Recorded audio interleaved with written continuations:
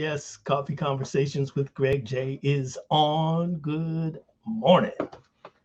Yeah, today we just want to talk a little bit more about global Black arts culture, right? The whole thing about films today. We're really excited about this. You can just hear over the next coming weeks us talking a little bit about the film art, the art of film, and presenting some independent productions where we can, and meeting new people like I have done today. I want to just really set this whole thing up about, building this bridge of music, arts, and culture with Africa and African Americans. And I think that requires a measure of collaboration and, exchange and of talent, exchange of ideas, uh, unified access to the available technology. These are the things that will result in successful, arts productions, is what I think. I just met this guy through my friend, Moza Cooper. Moza, yes, my sister. And, let's just bring him in. This is Prince Joshua. Hold on, let me just, there he is. Up there he is. Yes, sir. Good morning. Good morning, sir. How are you? Doing all good. Thank you so much, Prince Awesome. Joshua. Tell the people a little bit about yourself. Where are you from, first of all? I'm from Ghana originally. I moved to Mm, Los Angeles about 15 years ago, but I do back and forth, and I'm here to pursue the American dream. nice, nice. Well, let me ask you, brother, man. Well, some of us are like, oh, we want to move to Ghana. We're Yes, tired. What do you think about those, that train of thought? they are on point. Those who have that kind of train of thoughts, they are on point, and those who are not, I would humbly advise they join that train of thought because that's the right thing to do. And that's what is going to happen in the nearby future, starting from yesterday, because I think it's way overdue. Mhm, mhm, mhm. And Uh, right now, there are so many brothers and sisters from here living in Ghana specifically, and some in East Africa and other. I think there's this dismissive notion that Africa is a place of famine, wars, hunger, and cry. No, it's totally mhm, the opposite. mhm, You sometimes see some sound bite on media and TV and all that, but when you get to the ground, it's totally different. They are loving mhm. people, they are welcoming people, and they're looking forward to meeting our brothers and sisters here. Mhm, mhm. Yeah, that's fascinating stuff. Now, I'm glad we're of sane mind here. We could really get into this deep, but let me just ask you, um, it's time to help go back home and help develop and grow the country of Ghana, West Africa, Senegal, all those. That it's Yes, time. yes. Mhm. What's the biggest hindrance, do you think, from that massive movement of people? Uh, I think from the side of Americans, there's this not fear, but question of where do I start? How do I begin? How to, and it's rightly so because everybody, even when we are traveling here, we contemplate on the same thing. Who am I going to meet? Are the people going to receive us? Are they trustworthy and all that? There are so many legitimate questions and Mhm. answers they could have, but life is full of risk, so you must as well just try it. And so I believe once they make that first journey, because I've seen a lot of people and I've met so many people here who wanted to go to Ghana specifically, and I will give them maybe some people one, they will ask me, is it secured over there because they hear it's wars, political instability? I say, of course, my country will be the best country for you in terms of peace. Yes, And it's then when they peaceful there. Yes. And when they go and come back, they asking, okay, I don't even need you. I'm going next year. I say, what? Yeah. And for some of them, Mhm, within a year, they'll go like twice. mhm, Then the mhm, question comes, how can we live there? We want a land, We want to settle there. And the Mhm. government has a program that facilitate that. Actually, right now, Ghana is giving free citizenship to brothers and sisters here, our brothers and sisters, Black Americans. So I think, although there are so many ifs and not and all that, they should just make the first move. Once that first move happens, it's already a done deal. And Mhm. also, I think it would be better if we organize.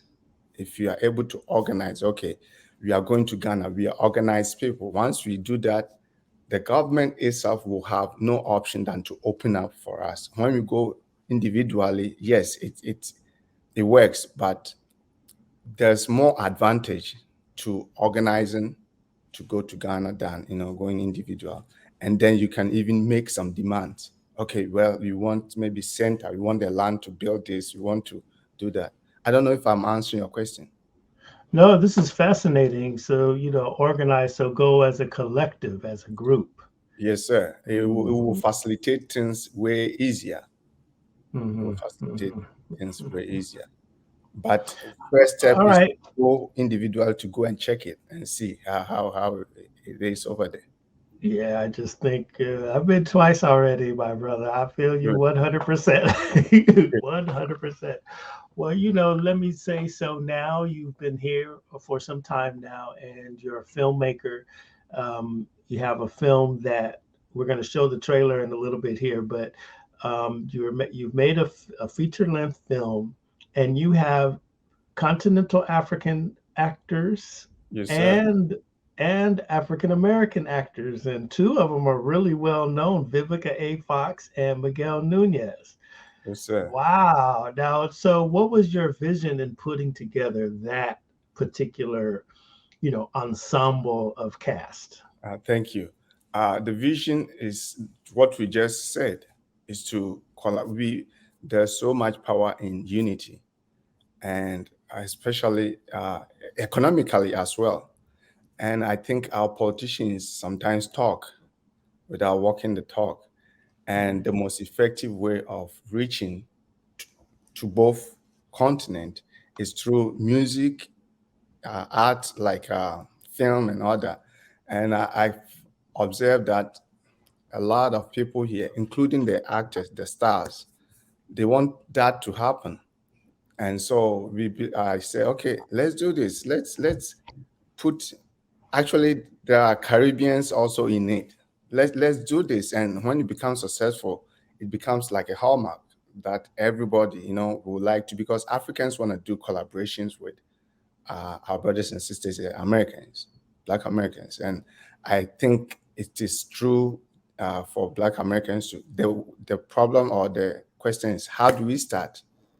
And so this is just a beginning. There are going to be so many to come, and this will inevitably open the doors of collaboration in all forms of art for it to happen. Uh, You, Joshua, man, that you're absolutely right, because I do see the opportunity for collaborations. I do yes, sir. see, like my friend Tony Simmons Henson. She's been on this show a couple of times, right? And she is the executive director of the Black Theater Festival in Atlanta, Georgia, and Oh, she's been going over to Ghana as a collective of, right, actors and performing right. arts, professionals. And I see your film, and it has, and a hodgepodge, a gumbo full of, really great actors and actresses. And we know that filmmaking and film storytelling is, through the African voice, is gaining popularity in the United States. You're seeing Yes, more films coming out of like Nigeria and all that, yes. with African storylines, African actors, all of this. Now, what do you see? You've been here in the United States long enough where you actually have seen that explosion right from the beginning. What do Yes. you think about it? What's the how do you feel? Uh, uh, Thank you. I read something and said there's nothing as dangerous as an idea whose time has come. Uh, what I'm trying to say is, I think this is the right time. In as much as we have delayed, this is the right time. There's so much need for that. When I came, I said, I watched TV and I realized we don't have true representation of ourselves in the whatever we watch, being in Hollywood movies or even some films. Yes, we have one or two people over there representing us, but we are way more than that. And our stories are heroic and very important to tell. But who is going to tell that? We have to tell it ourselves. Nobody, I mean, naturally, nobody will tell you your good story about you than yourself. So I think everybody believes that, even nature believes that it's time for us to elevate ourselves, tell our heroic stories about that's who we are, you know, and you can't give what you don't have, and you cannot give less of what you have. So I think right now we're going to represent ourselves through the art and tell our heroic stories. Like you just pointed out, our stories are unanimous, the same. Black American story is the same as African story. It just there's just a twist, a little bit twist to it, you know. But once we unite and want to tell the story, we can tell it in a very rightful direction and a powerful way that represent us. So I think we getting there, but we need more collaborations like that to happen.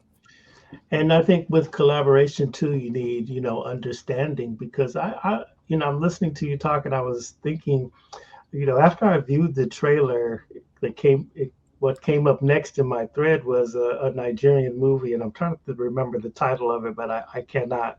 But the storyline really, it took place, in Africa, out in the village, and all of that, and had a love triangle and all the things that you have, surrounding the story.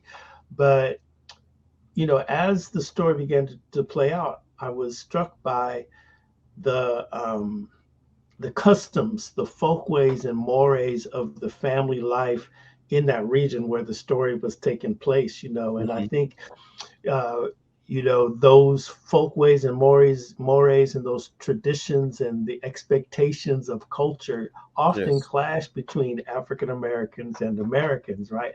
In this film I saw, that the women were very, very modestly dressed, which I know that already to be a fact in Ghana, but the fact that the young woman was even talking to a man on the side of the road, got her in trouble with her grandma, with her mom, and it was just like, oh dang, this is really a structured and conservative society.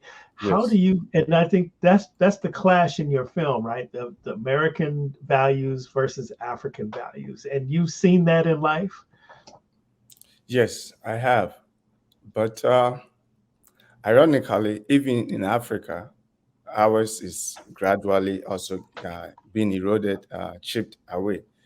But I believe in one thing, that even us as Africans, our culture is not, tr- it's been a little bit westernized or modernized or whatever you may think of. But we many a time play off the media. You see what we see. Mm, I'm trying to bring out the differences and also the dismissive notion about, oh, we Africans, so we have really good culture. You're an American, so maybe you don't have a good culture. I don't think it exists. We have what we have, and you have what you have as Americans. Now, that the most important thing is to get to a point where we can both understand us, because no matter what we have, you might not understand us. No matter what you have, we might not understand you. So there's always friction. There's always, problems understanding one another.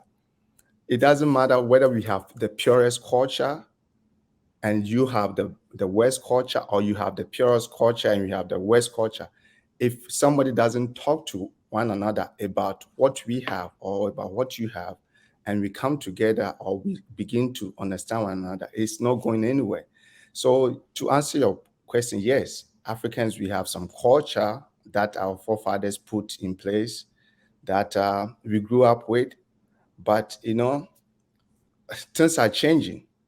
And I think once we rediscover ourselves, we can take a bit of each, what you have, what we have, and make it even better.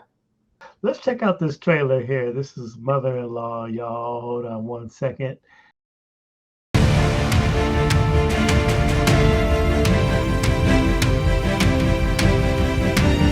Two new friends. Yeah, we hope. I just want to take it back one more time. You can't have multiple wives, though, right? But then again, told you to get a woman who has good upbringing, good home sense, someone who understands your culture. home sense, what you want to is that she will learn our culture. No! Oh my God. Will you marry me? So, how's the mother-in-law? A handful. I feel so embarrassed, you guys. She caught us making love. What? Look at my princess. Daddy, where's mommy? Today we give glory to God. Let us pray. What is that? Nobody move. Nobody get hurt.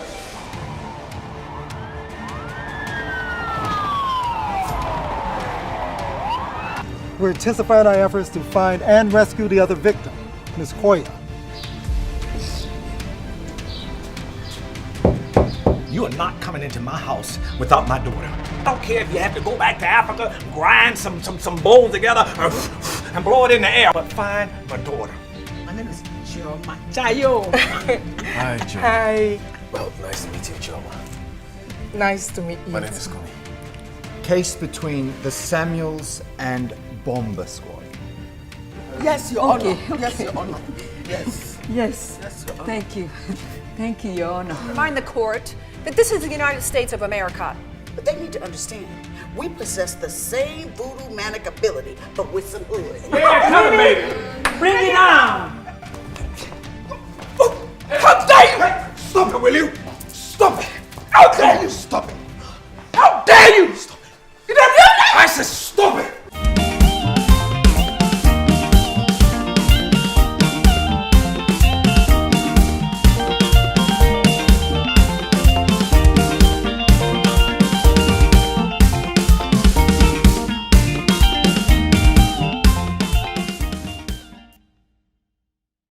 Okay, so it's about this African photographer who falls in love with a Black American lady, actually his employer, and because of cultural background differences, none of the parents want them to marry, but they think they are using the court. They are this generation, so they're using this marriage to bridge the gap. But the parents said no, it's not going to happen.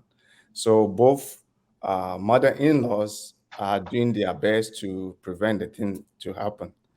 Mm-hmm. But the loved ones who go on a journey will pursue whatever they like and whatever they believe in to make the marriage happen. But before it happens, there's so many journey that they have to go through before that makes it, even to the point of capturing or kidnapping the bride. So it fews into what we are saying, the unknown. This African culture says, no, you can't do this. This is not our culture. A, B, C, D will happen to you. This one says, no, you're a polygamous person. You're not gonna come and get my daughter. So it's the unknown that prevents us from coming together. So this tries to put bare of the problems and find a way, attempt to see what we can tackle it, and for us to come together, make us united. You know, it's like Coming to America. That's the same type of clash, right, of societals. Yeah. You know, let me ask you, as a continental African, you know, when you watch Coming to America, what's your feeling? Are we dreaming, or is it true to form? To some extent, but it was a worldwide. It was a worldwide phenomenon. I watched it myself. It was a good feeling because at least it represented us in a very positive light, and it made us feel really good, as opposed to this Tarzan and all that movies that we were watching. So Coming to America, yes, it was a very big film that Africans really related to it. With respect to some of the aspects, of course, you know, movies life put on the next level. So yeah, it was fairly or greatly presented. Yeah. I tried to get Miguel Nunez to join us this morning, you know, but what was it? I know he's very enthusiastic about Ghana. What was he like to work with when you reached out to him to say, "Hey, come and be in our film"? He's an awesome person. He looks like he's always thinking ahead of. I was with him just this weekend, and he's still, anytime he sees me, hey, this has to happen. He has a lot of good ideas, and I think he's not just in a fairy tale land. He means it, and he's genuine about it, and so it's going to happen. So when we presented this to him as a cast, he said, yeah, of course, this is I've been looking forward to this. We need to do a lot of intercontinental projects, you know, as a way of coming together, because he knows the power of Africans, and he knows the power of Black African Americans, not only in terms of film art, but economically as well. You know, once we put things together, we can create a better life for us. So he's genuine. He's genuine, at least to what I know. He is really genuine about it. And then Vivica A. Fox, one of our icons in the culture, you know, Vivica A. Fox, she's man. Yeah, she was very gracious on set. You see, that's what sometimes when you see these people on TV, you might think they're out of touch or out of reach or something, but no. I don't know what people think about her, but what I saw about her is even there were some scenes that we were going beyond our time, so we were going to scrap it. But I didn't know she knew the story that much, so and I had to respect her time. You know, yeah. She said, "No, we need to do this. Other than that, the movie is not going to make sense entirely. You know, this is the catalyst." And me, including my team, we were all like, we were stunned. Like, really, we thought, and she had to leave, but no, she didn't leave. She made sure that was done. And so I think they're all genuine about this collaboration, and even telling our story in that positive light. They are very genuine about it. Yes. Now, you know, how do you find your distribution, right? So now you've made this film and everything. What's the best distribution platform in your business mind, you know, for this genre? I would say Netflix, Amazon, but I think the best distribution is the people I'm talking to right now.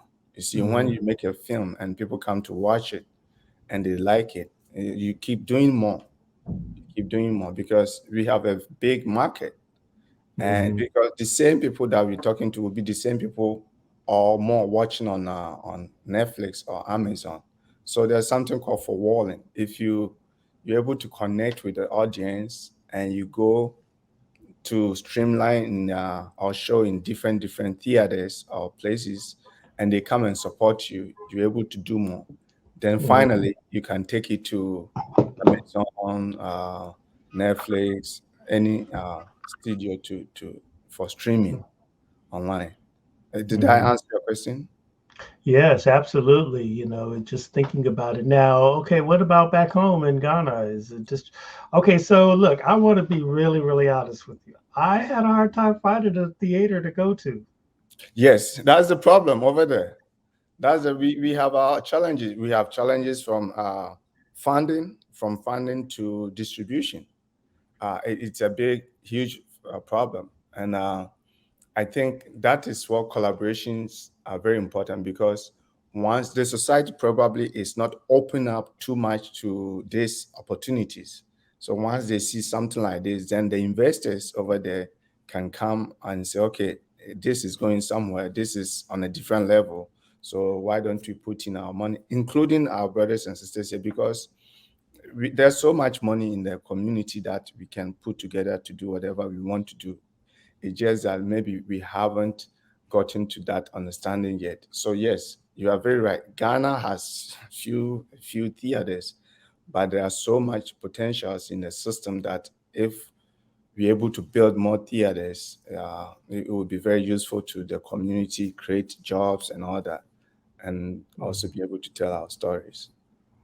And then the average age over there is 25 years old. And, I know my Uber drivers were like, yes, come over here, build factories, build studios, build, and we will work for you. He's Yes. just like, wow. No, it's for real. It's true. It's true. You see, I think that's one thing that Ghana government has gotten it right, to invite you. I don't know what they're doing in terms of investment part, but at least they are open the way for you to come and see what. Oh, okay, we can leave this place. Then maybe they push the conversation on the next level. Welcome and invest. But as artists, I think we also have to reach out, to this. I mean, through this medium, film, music, and also invite you. What government cannot do, I think we should be able to do that. Let me ask you a really, well, I don't know if it's silly or not. I just want to know, are you a Prince? I grew up in the palace. Yeah, somehow. Yeah. I So don't. yes. Yeah. My both of my grandparents were, from my mom's side and my dad's side. So I bet, okay, let me just qualify my line of questioning on this one. I know you don't really want to, like to talk about it, but it is fascinating to me. Yes, and it's sir. fascinating to me because in the United States, we're always hearing about the English royals. And when I have been to the continent, man, I'm just telling you 15 times, honestly. I've had the honor of being in shows and events where I was sitting next to a king. Yeah. It's just fascinating to me. So I just need to qualify what I'm about to ask you right here. Yes, sir. Okay, so when you go home, so you are at the palace, or are you like, I know you go back every now and again to participate. I mean, they have a lot of festivals out there. Okay, Yes, so they do. I know you've gone back. So when you go back, are you in the royal party that comes, like, when they roll through their drums and everything like that? Are you in that number? Yes, sir. Yes. Once a while, even the king or the chief will reach out to you and say, okay, this is going on. We need development in this place. So what can you do? Being from, lineage and also over there. Yes. So I do. Sometimes you want to shy away from it because you don't want too much attention. But when the duty calls, you have to do that. Yes. Okay. All right, Prince. Now, what is the proper?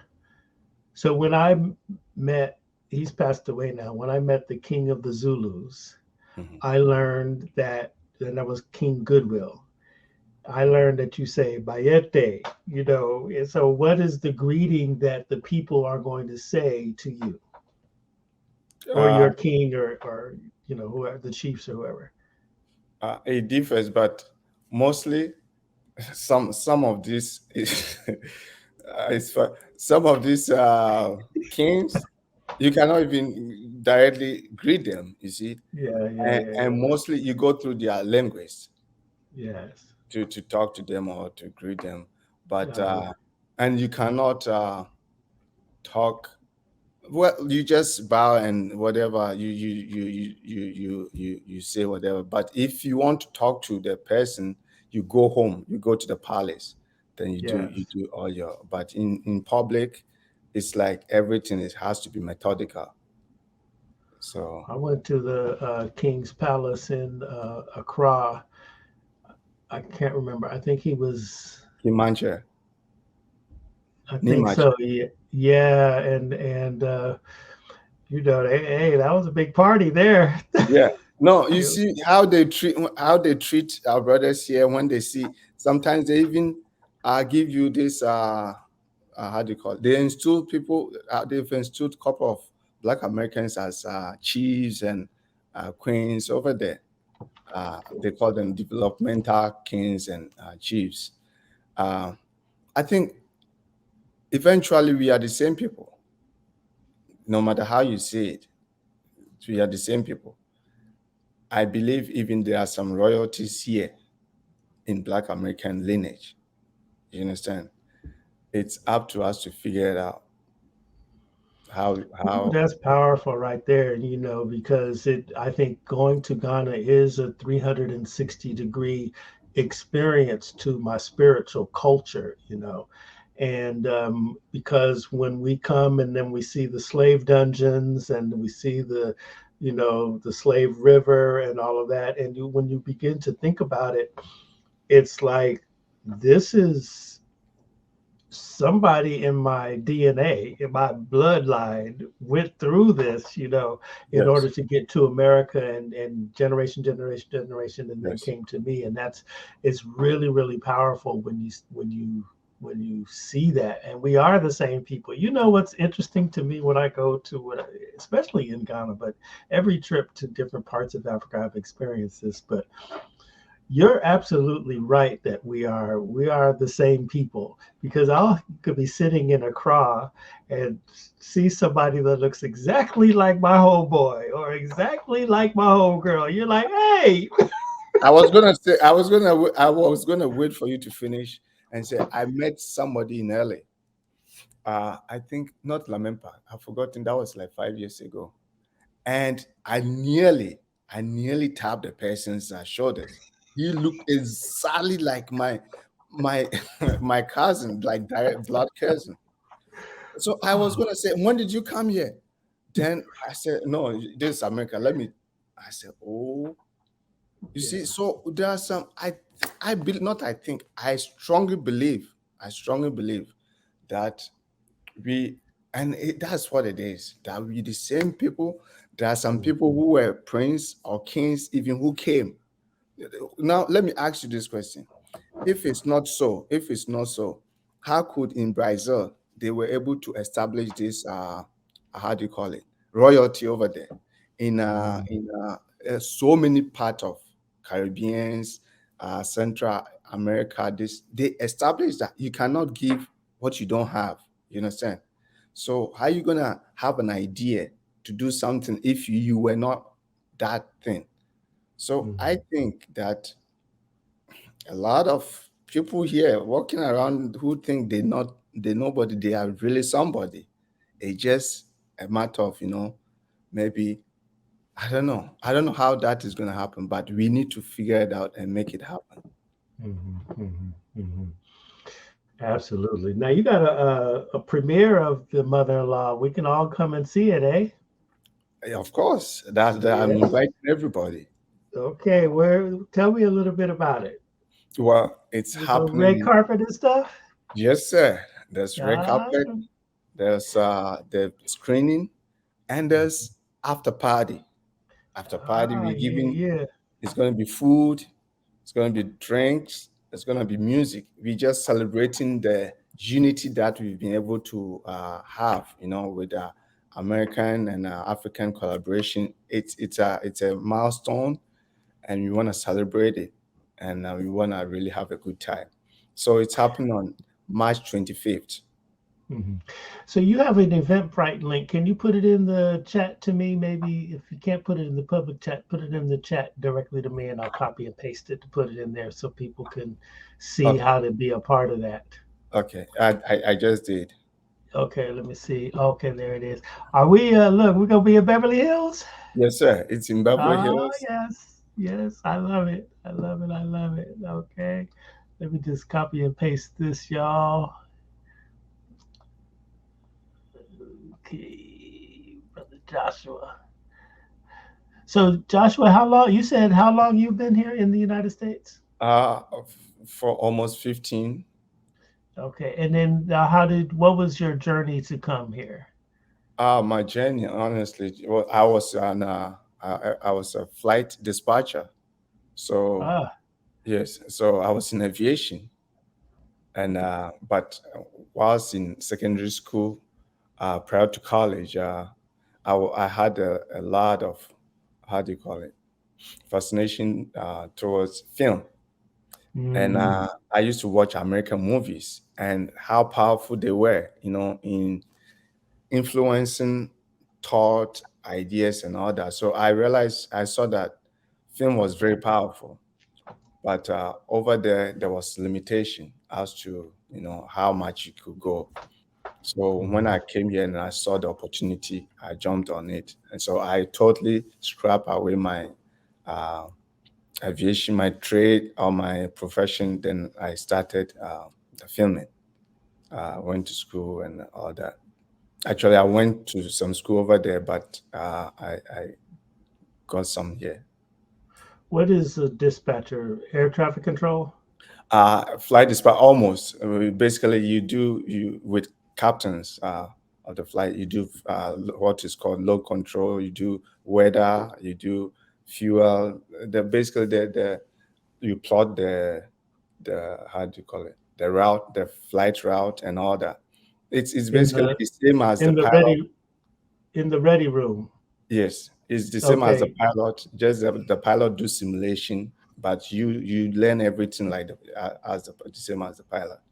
Yeah, I worked in aviation in the Marine Corps. Okay. Yeah. So I'm just, I was in a fighter squadron. Oh, awesome. Yeah, so Awesome. I worked on weapon systems. Oh, beautiful. On the F, they don't fly the, I'm a little older than you, so I'm just saying that, it's the F4 fighter, the Phantom. Right. So that's I'm fascinated. I'm familiar with that. I'm very, very fascinated. Awesome. All right, so I put the Eventbrite in the link. We're gonna post it on our website. We're gonna and all of our different social media platforms. We're gonna really pump this up. We want you to come and support the mother-in-law. We're gonna put all the trailers and everything on our social medias. Also at Beach City Radio, beachcityradio.com. Oh, Please, beachcityradio.com. Thank you so much. Yes. So that'll be there. We're making some strides now, y'all. Just you'll be able to get a little more access to our various platforms. We urge you to visit our website and join everything. We've got a trip to Ghana coming up that you will be putting out content about, giving you information. We really love this opportunity to speak to Brother Joshua here because we're all about building a bridge of music, arts, and culture with Africa and African Americans. And yes, sir. We've been around and doing this business for a very long time, and a lot of people out there. We have great relationships. Everybody wants to go to Ghana. And West Africa, we're beginning to really at least consider it, as American descendants of slaves, like our good friend Professor David Horn was telling us when he was here. He said, you know what, you're at least thinking about it. You know what I'm saying? Because of the sign of the times, and yes. That's what it is. But I think that to even begin to think globally like that, we have to have our relationships, across the Atlantic. We have the internet now. We have brothers and sisters like Brother Joshua here who are here. Talk to our brothers and sisters, love one another, and let's create together, because this is what it is. It is our divine order to unify across the world. Sir. Yes, sir. I think this is a very powerful platform because it allows everybody, I don't know if people can participate, but it's very powerful. This is the best way to reaching out to the people and also tell them what is at stake. So thank you so much. It's a wonderful thing to do, and thank you. I really appreciate the opportunity to speak to my brothers and sisters and also to share with them.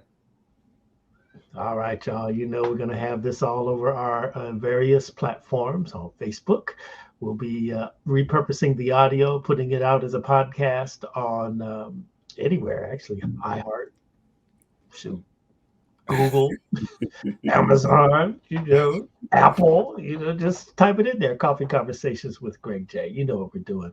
Culturally relevant conversations. Prince Kofi Joshua is here with us. Filmmaker, good guy, and he's a royalty. What? That's the good stuff. I love it. I love it. Brother Joshua, man, it has been an honor to meet you. And just consider, you could brother Greg is a new friend. Come on, lean on me. We became friends even before we spoke, because it was connection that had to happen. Yes, and when I heard what you're doing, and I heard I was honored and I'm honored to be here and be on your platform, because you are doing the same thing or even more that I'm doing. So you need to be applauded, and you need to follow your footsteps to make things happen for us. It's time, Yes, and sir. I want to say thank you to the audience who are listening. And if they have any question, they can submit it to you, and I will be more than happy to answer their questions at a good time. Thank you so much, Brother Joshua. You know what it is, you guys. Love one another. Love one another. Yes, sir. Love one another. Love one another. Yes, sir.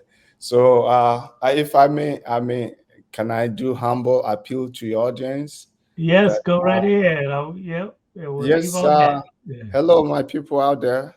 One, thank you for listening to this podcast. And two, we would be honored if you could show up and come watch our movie and also have entertainment, have enjoyment with us, and at least learn some culture from both sides, because it's not only African, it's going to be both African, American, and Africans together to make this happen. So they say, whatever practice you want to do in heaven, you will start here. And so I'm humbly appealing to you to come and support your brother for this film, Mother-in-Law, to be successful, so that we can continue to make more, and also get your feedback and your opinion as to how you felt about it, and how we can proceed forward as a unified force. All right, there it is. Please support Mother-in-Law, March 25th. March 25th. This is Eventbrite in the link in the chat there, and then come on through. Yes, it's going to be fun. That I can promise. It's going to be fun. There will be food, music, drink, entertainment, and you meet your favorite stars over there. Nice. All right, y'all. Peace and blessings. Thank you.